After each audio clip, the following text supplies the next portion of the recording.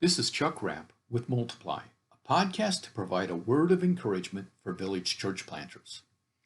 During 2022, my theme has been 10 Principles of Spiritual Leadership.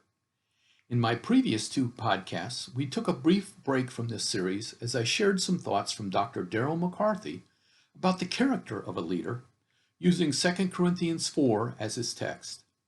If you missed those, I encourage you to find those podcasts and listen to them.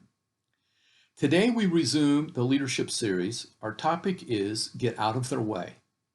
Firstly, please allow me to explain what I do not mean by this statement. I've had supervisors who provided little or no guidance or direction. I felt like they simply left me to figure things out on my own.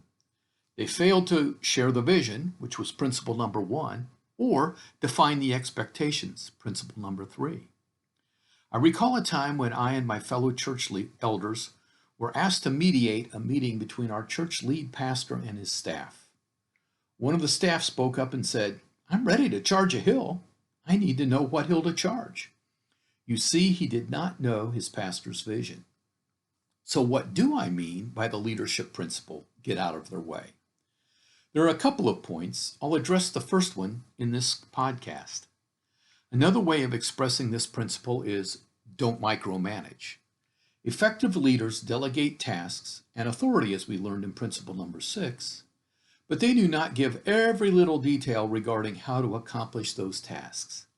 They do not, literally or figuratively, watch over the shoulder of others to ensure that the task is carried out exactly as they would do so or exactly as they instructed. Effective leaders allow followers or subordinates to determine their best or most effective way of accomplishing the task.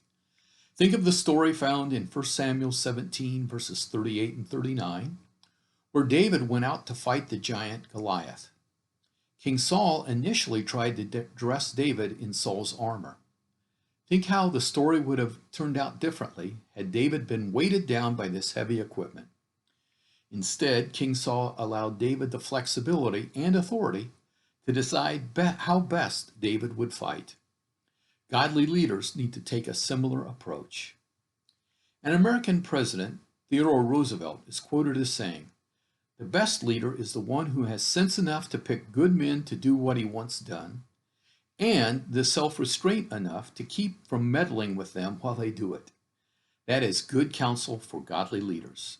This has been a word of encouragement for village church planters.